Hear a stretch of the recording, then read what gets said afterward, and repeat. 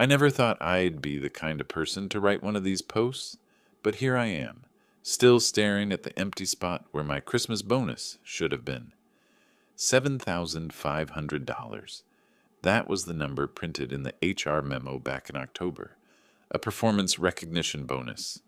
The kind that wasn't guaranteed, but, in practice, had always landed like clockwork every December. I wasn't planning to buy a boat or blow it on some designer junk. I was planning to pay off 2 months of rent in advance, fix the brakes on my car, and maybe, buy my mom a new washing machine. She hasn't had one that works right since 2008. Instead, what I got was a carefully worded email with the subject line. Regarding year-end incentives, it said in cold black font that, due to current business challenges, discretionary recognition payments will be paused for staff this quarter. Paused. Like money just freezes in time. Like bills stop coming if you call them paused. I sat there at my desk, reading the words over and over, feeling my stomach twist. I wanted to laugh, except I couldn't, because 5 minutes later, my manager was posting photos in our team Slack. Him and my director at a steakhouse, holding up glasses of wine, captions like Team Spirit and Holiday Cheer, the kind of pictures with white tablecloths, gold-rimmed plates, and slabs of meat that cost more than my weekly grocery budget. And then I saw it. A turkey. Not just any turkey, the kind you only see in magazines, roasted golden, garnished with rosemary sprigs, surrounded by sides in polished silver bowls. The caption read, Executive Holiday Dinner, covered by the recognition pool. We appreciate all the hard work this year. My bonus, my $7,500, turned into turkey, wine, and laughter for people who hadn't touched a spreadsheet or worked a late shift in years. I should explain. I work in operations, mid-level, the kind of role where you're invisible until something breaks. I handle budgets, procurement requests, tracking the boring details that keep projects running. I'm not flashy, I don't suck up, and I don't complain. At least not out loud.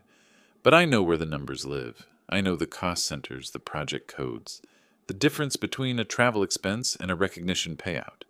And when I saw that caption, I knew exactly what had happened.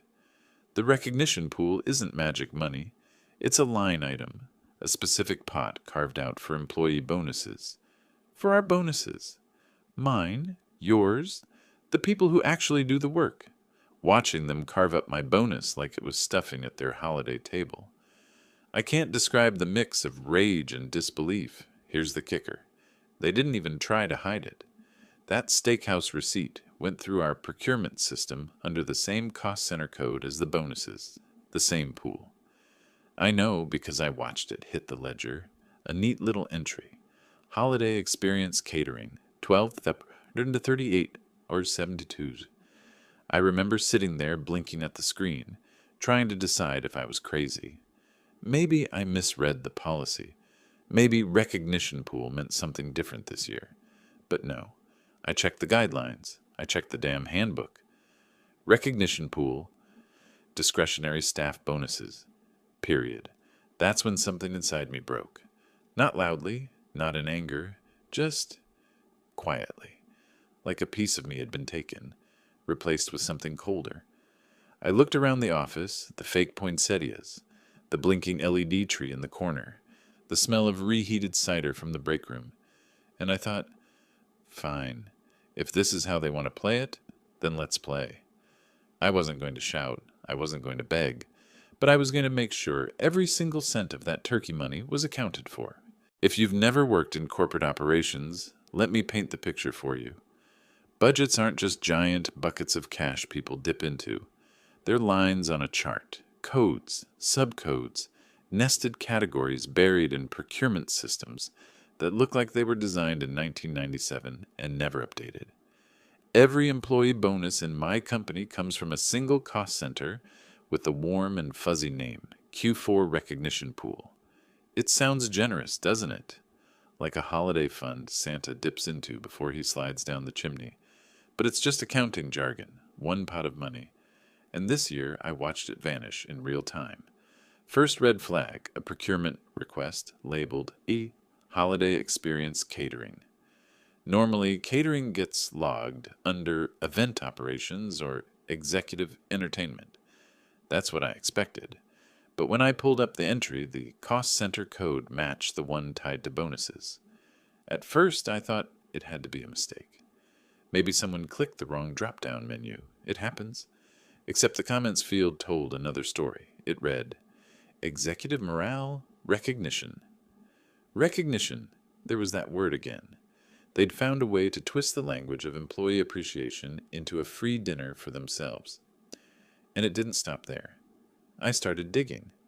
Not illegally, just within the access my role already gave me. I ran a simple ledger query filtered by the cost center code. The results almost made me choke. Gift baskets, 2,276. Fine wine delivery, 4,100. A private shuttle service booked under the same code, $200. And of course the big ticket item, the steakhouse dinner at 438.72. Add it all up, and you had a perfect match with the total bonus pool that had been paused. They didn't even bother spreading it out across departments. No creative coding, no smoke and mirrors, just a straight transfer of what should have been cash in my pocket into receipts for foie gras and Chardonnay. Now you might think, why didn't anyone else notice? The answer's simple. Most people don't have reason to look. Bonuses are like magic to regular employees. You don't question where they come from, you just hope they show up. If they don't, you grumble, but you move on. Nobody expects the boss to be bold enough to rob the entire fund in broad daylight. I remember staring at those numbers, my hands shaking, my heart pounding so hard it felt like it might knock the keyboard off the desk. Rage, disbelief, even shame. Because part of me thought maybe I was the fool. Maybe this is how the game has always been played, and I was just too naive to see it before. And then came the conversation that burned itself into my brain. It was a Tuesday, gray and wet outside. I just submitted a small procurement request for office supplies. Paper, pens, the usual. My manager walked over, leaned on my cubicle wall like he owned the air I was breathing.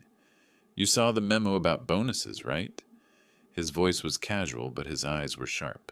Yeah, I said, trying to sound neutral. Good.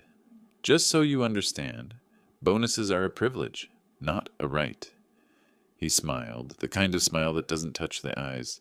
We're lucky leadership recognizes us in other ways. Like dinner? The words slipped out before I could stop them. His smile twitched. Careful.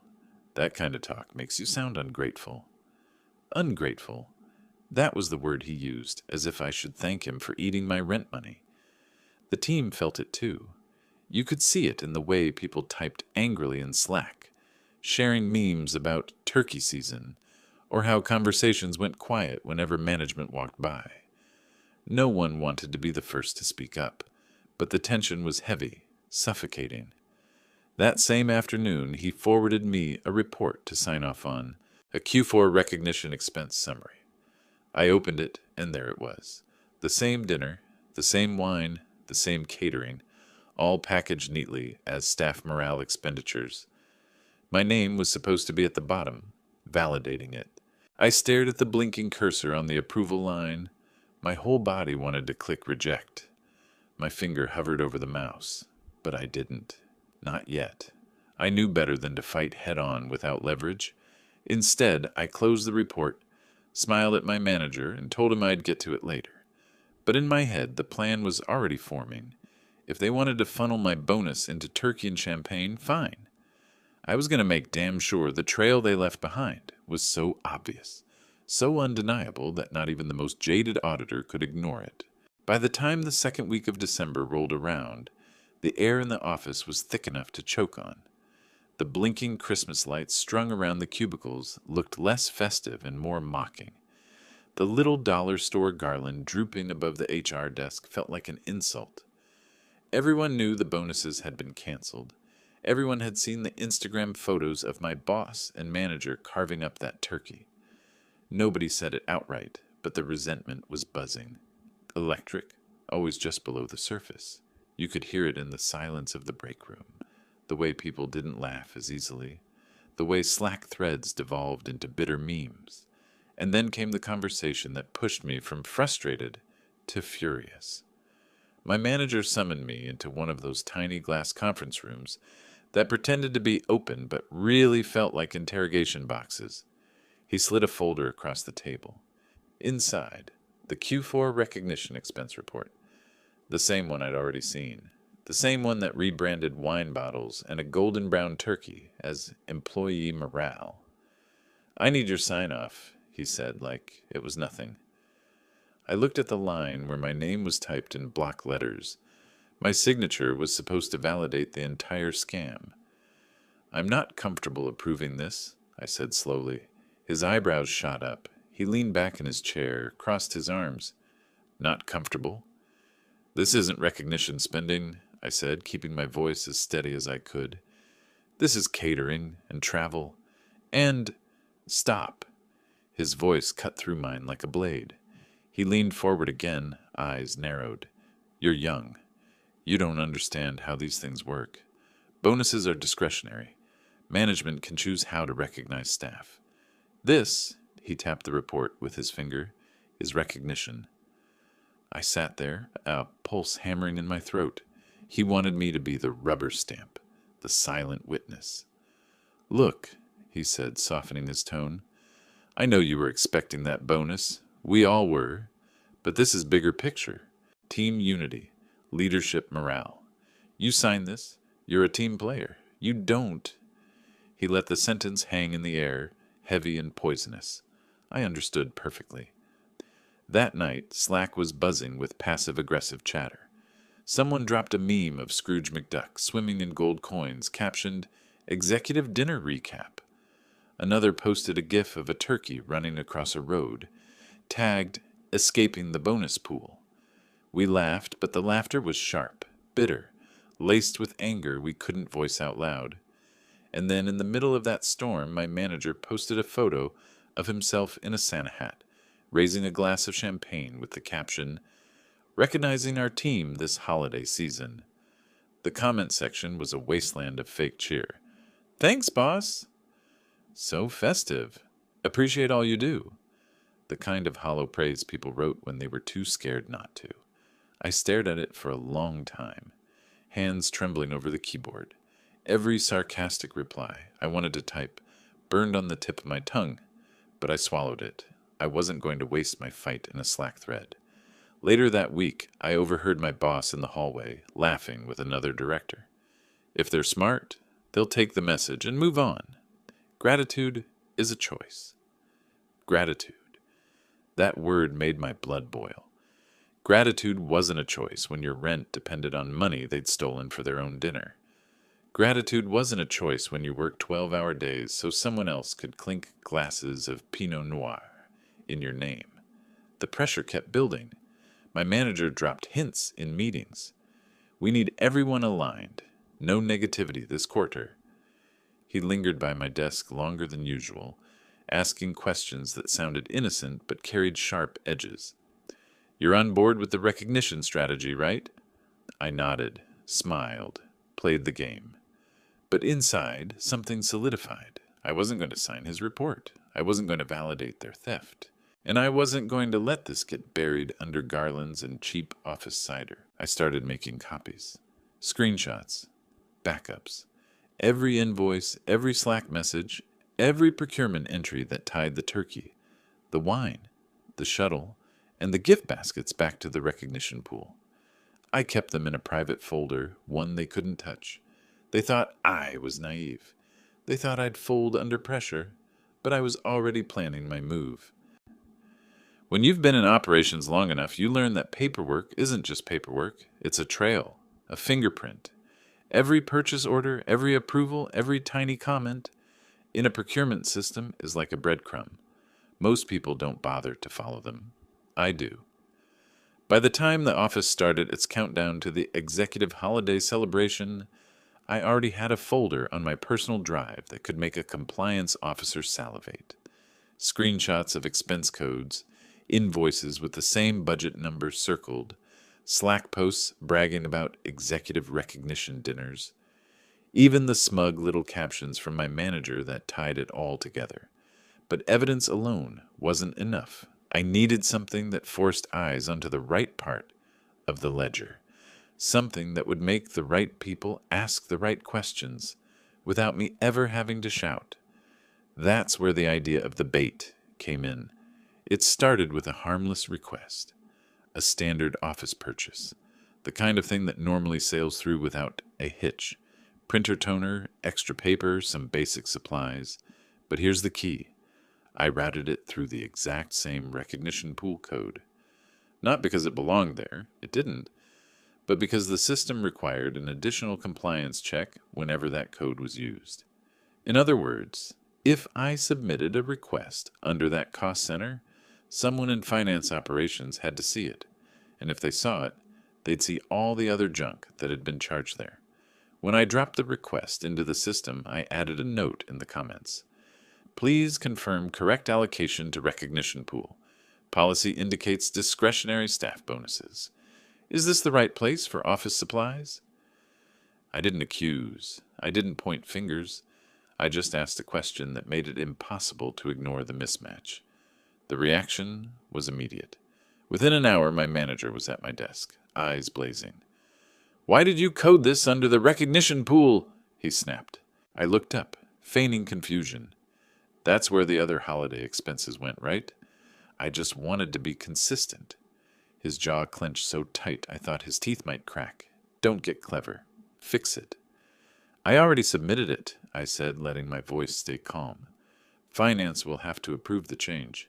He leaned closer, lowering his voice to a hiss. You're playing with fire. Maybe I was, but I wasn't the one who set the kindling in the first place. That night, I made another move. I drafted a carefully worded email to HR and the ethics hotline. Nothing dramatic, no accusations, just a quiet, factual summary. That I'd noticed expenses coded under the recognition pool that didn't match policy. That I'd submitted a request flagged for review, and that I wanted guidance on whether this was appropriate. I didn't send it anonymously. I used my name. I kept the tone neutral, professional, even deferential, because I knew anonymity could be dismissed. But a named report? That stuck. That had to be logged. Meanwhile, I kept gathering. Every time they posted another smug holiday update, I screenshotted it. Every time a new invoice hit the ledger under the same code, I saved it. I built a timeline, a clear picture of how a bonus fund became a private feast. And while I did, I played my role. I smiled in meetings. I nodded when my boss rambled about leadership morale. I even raised a plastic cup of lukewarm cider at the office holiday gathering, but beneath the surface, the trap was already set. All it needed now was the right set of eyes to follow the trail I'd left in plain sight. It happened faster than I thought. 2 days after I submitted my bait request, I got a call from finance operations. Not an email, not a Slack ping, an actual phone call, the kind you only get when something is wrong. Hi, this is Sandra from FinOps, the voice said, brisk but polite. Quick question, can you walk me through why catering and gift baskets are coded under the recognition pool? My pulse spiked. This was it. The string had been pulled. I can't speak to catering or gifts, I said carefully. I just noticed other entries under that pool when I submitted my supply request. That's why I added the note. Wasn't sure if it was intentional. There was a pause on the line, the kind that hums with unspoken disbelief. Right, she said finally. Thank you. We'll follow up. She hung up, and I sat there staring at the phone, adrenaline buzzing in my veins. It was working. Someone outside my chain of command had their eyes on the turkey trail. By the end of the day, things were moving. I saw new activity in the ledger. Red entries, adjustments, reclassifications. They were trying to scrub the evidence. Transactions that had been clearly labeled recognition pool were suddenly being corrected to client entertainment and miscellaneous operations. The problem? The system kept logs. You can relabel an entry all you want, but the original coding stays visible in the audit trail, and every change just made it look worse. That night, my manager cornered me in the hallway, his voice low and sharp. "What the hell did you do?" "I submitted an office supply request," I said evenly. "Finance had a question." "Don't play dumb with me. You've stirred up something you don't understand." His face was flushed, a vein pulsing near his temple. "Do you have any idea how much trouble you're causing?" I wanted to laugh in his face. Trouble for who? For the employees who got stiffed? Or for the people who thought no one would notice them eating our bonuses with cranberry sauce on the side? But I didn't laugh. I just shrugged. I thought compliance would want clarity. His eyes narrowed. For a second I thought he might actually lose it right there. But instead he forced a smile, one that looked painful. "Let me give you some advice. Stop digging. It won't end well for you." The next morning the entire office felt different, quieter. People whispered in corners, glanced at me, then looked away. Something was happening behind closed doors, and the higher-ups were rattled. Then came the kicker. I logged into the system and found a new batch of transactions backdated to November, reclassified under client entertainment. Except they weren't. The timestamps were wrong. The metadata showed they'd been created just hours before. It was a sloppy cover-up, the kind you only do when you're panicking. That's when I knew. They weren't just greedy. They were desperate. And desperate people make mistakes. So I doubled down. I added those backdated entries to my evidence folder. I updated my timeline, noting the exact hour each change was made. The trail was no longer just damning. It was radioactive. At lunch, I overheard two directors in the break room. One whispered, "CFO's asking questions." The other replied, "Why now? Who flagged it?" I chewed my sandwich in silence, pretending not to hear, but inside I was smiling. The fuse had been lit, and the fire was crawling straight toward the powder keg. All I had to do now was wait. The day it all came crashing down didn't start with fireworks. It started with silence.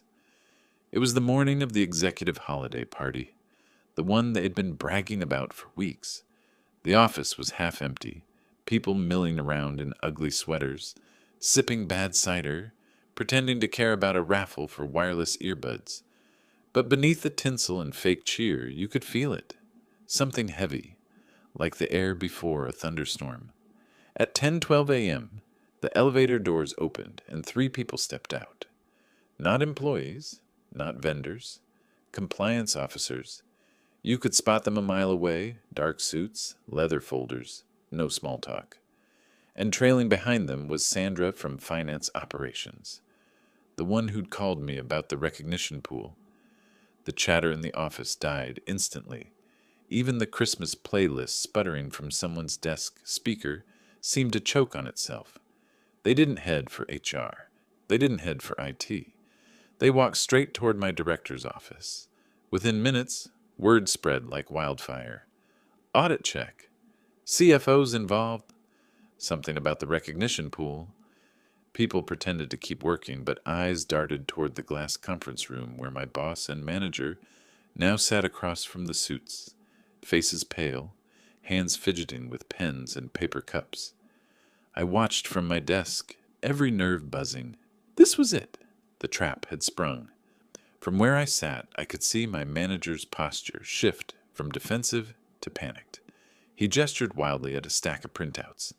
One of the auditors leaned back, arms crossed, unimpressed. Sandra clicked through something on her laptop, her face stone cold. At one point, my boss slammed his hand on the table hard enough to make a coffee cup topple. The sound echoed through the office. Heads turned. No one said a word. About an hour later, the auditors asked for access to the procurement system. IT set up a terminal in the conference room, and I could practically feel the heat of the spotlight as they pulled up the ledger. Transaction after transaction appeared on the screen. Catering, wine, shuttle services, gift baskets, all neatly tied to the recognition pool. And then the smoking gun. the backdated entries, the ones I'd already documented. One of the auditors leaned forward, pointing at the timestamps. My boss shifted uncomfortably. My manager dabbed sweat from his forehead with a napkin. The room was glass-walled, but it might as well have been a stage. The whole office was the audience, watching the performance of two men realizing the curtain had finally fallen. Around noon, HR walked into the room. That's when you knew it was serious. HR doesn't show up for clarifications. HR shows up when heads are about to roll. I kept my head down, pretending to be buried in spreadsheets, but my ears caught every word that slipped through the glass. Phrases like misallocation of funds, breach of policy, SOX violation. Heavy words, career-ending words. When the auditors finally left, the party atmosphere was gone. No one cared about raffle tickets or ugly sweaters anymore. People whispered in corners, eyes flicking toward the conference room where my boss now sat alone, staring at the table like it might open up and swallow him. My manager came out looking like he'd aged 10 years in an afternoon. His face was gray, his shirt clung to him with sweat. He didn't even look at me as he walked past. By 3 p.m., the official announcement hit. Effective immediately, executive holiday event is canceled. Further communication regarding recognition disbursements will follow. Canceled. Just like that, the office erupted in hushed conversations, half shock, half relief. No one said it out loud, but everyone knew what it meant. The jig was up. I sat there, hands steady for the first time in weeks, knowing I'd just watched the first domino fall. And the best part? I hadn't lifted a finger in that conference room. They'd done it to themselves. The fallout was swift. By the next morning, our inboxes lit up with a subject line no one expected. Leadership transition announcement. Corporate PR always makes bad news sound like a press release, but even their glossy language couldn't hide the truth. Effective immediately, my director was departing the organization to pursue new opportunities. My manager was no longer with the company. No thank yous. No after years of service.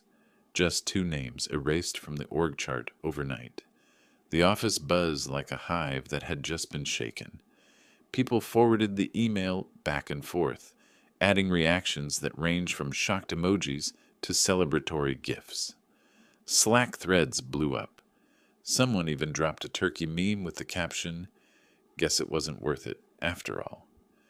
But the real shock came later that afternoon. HR called an all-hands meeting. We shuffled into the big conference room, still reeling, still whispering. The HR director stood at the front, stiff as a mannequin, with two finance officers flanking her.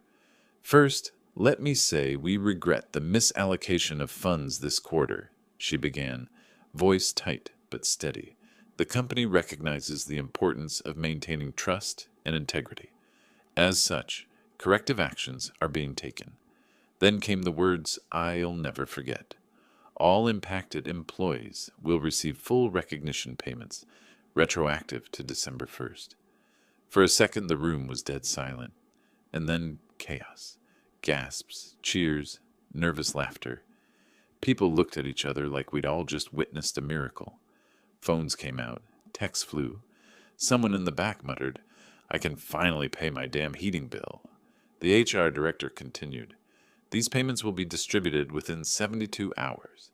Additionally, policy changes are being implemented to ensure proper oversight of discretionary funds moving forward." Translation: they'd been caught red-handed, and now they were scrambling to put the house back in order.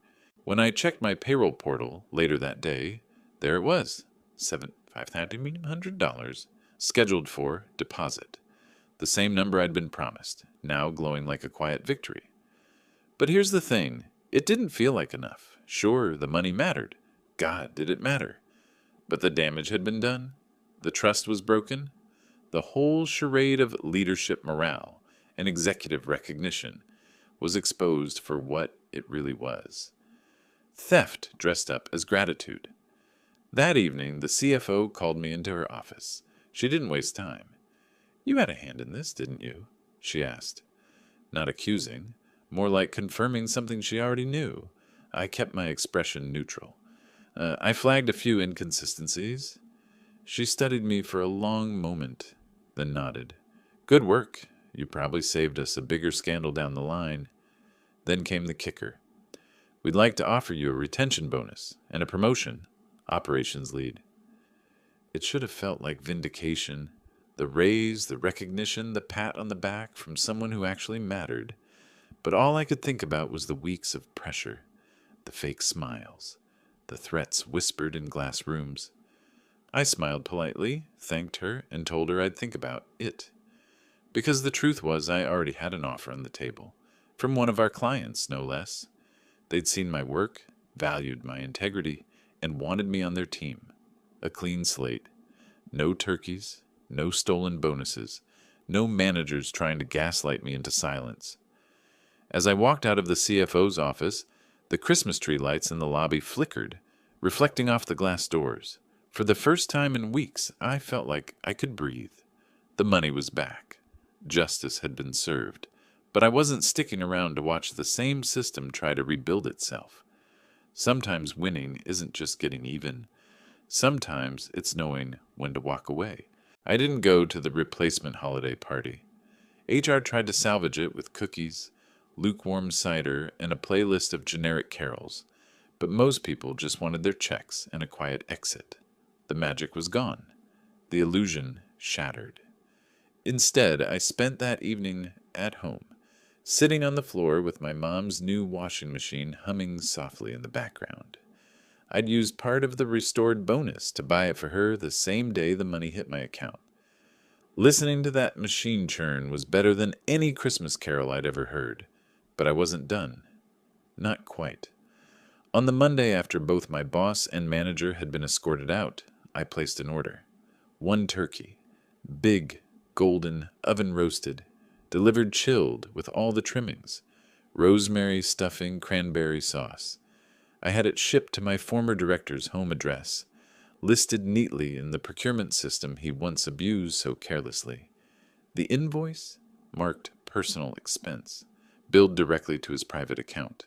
No note, no explanation, just a bird and a bill. I'll never know exactly what his face looked like when he opened the box, but I like to imagine the moment. Him standing in his kitchen, staring at a turkey he didn't order, realizing it had come out of his own pocket this time. A full circle, wrapped in foil and garnished with herbs. Meanwhile, the company scrambled to save face. Policies were rewritten. New oversight committees were formed. HR sent out glossy slides promising transparency and accountability. People joked about it, but deep down, we all knew it was theater. The system hadn't changed, only the players had. As for me, I turned in my resignation 2 weeks later. I didn't make a scene. No dramatic email, no ranting goodbye speech, just a polite letter, a handshake with HR, and one last quiet walk through the lobby. When I started at my new job with our client, the difference was immediate. Respect, fairness, actual recognition. Not the kind you have to fight tooth and nail for, but the kind that comes naturally when leaders aren't vultures. Sometimes people ask me why I left if I won. Didn't I get my money back? Didn't I see them taken down? The answer is simple. I wasn't interested in sticking around to watch the ruins. I wanted something better than survival. I wanted peace. Still, every Christmas I remember that turkey. The one that should have been my rent, my mom's washer, my peace of mind. The one they carved up like it was theirs to take. And I smile, knowing in the end they choked on it. Because revenge doesn't always come with shouting or fireworks. Sometimes it comes cold, boxed, and garnished with rosemary. And that's a taste you never forget.